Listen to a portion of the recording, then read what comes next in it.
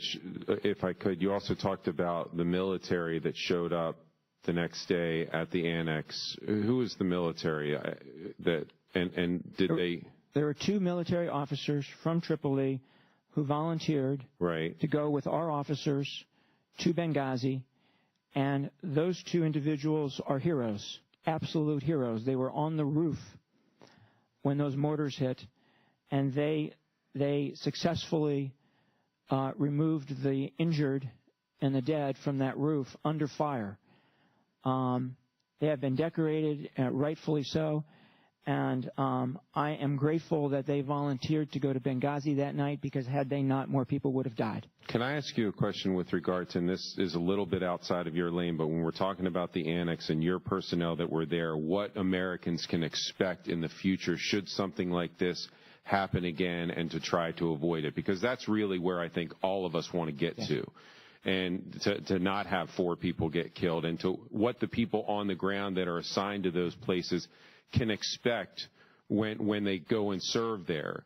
If this would happen again, and we've heard from time and time again that there wasn't enough time for there to be a military or some kind of special forces response because of the distance that responders were from Benghazi that day in a very hot spot, but whatever. What my question is that at the time that Ambassador Stevens died, which was shortly after midnight, and the amount of time that went on, the amount of hours that went on before your 2 military guys showed up and the mortars at the annex stopped, we were told that there wasn't enough time for a military response to get there. But the one question that I continue to have, and the one question that we need to know moving forward so we can keep our agents safe and embassies safe, is that how did they know at the time that Ambassador Stevens was killed, the administration, the Secretary of State, you, how did they know when it was going to end such that there wouldn't be enough time to get a military response there? It ended at dawn. And they were hoping that it would end at dawn, the people that were in the annex. But we had absolutely no idea that that would be the case. What if it went on for 8 to 10 to 12 more hours?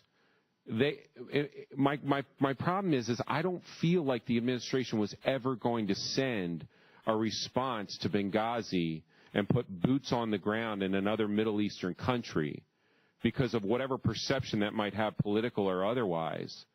But for them to just say that there wasn't enough time to get anybody, well, how did they know when it was going to end?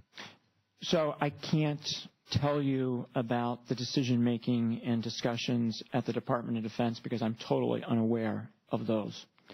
But what I can tell you is that there were 3 attacks that night. There was the attack on the diplomatic facility in Benghazi. When our officers showed up at the diplomatic facility and rescued the State Department officers and took them back to the CIA annex, there was a second attack, and it occurred immediately upon the return to our base. That attack lasted about a half hour or so, and that attack was repulsed. Then things were quiet. Things were quiet for a number of hours. I don't know exactly 3.5, 4 hours, but things were quiet before what I think happened. The guys who did the first attack on the annex went away, got themselves heavier weapons, including mortars, and came back for another go at it. So there was a period of time in which it appeared that this was over. Now, that doesn't answer, I understand that doesn't answer your question completely, but I just offer that context. Okay. Mr. Chairman, I appreciate it, but for the safety of people like this in the future, just because there's a gap in time, knowing that nobody is coming from the United States of America is very disconcerting to me. Mr. Chairman, can I just have one more second? Is that okay? I think you've asked the most important question, which is what can we do going forward to minimize the chance of this happening again? We will never be able to guarantee that it won't happen again. There is always risk. But I think the things that we need to do to make sure this doesn't happen again is, one, I think we need to improve our intelligence collection.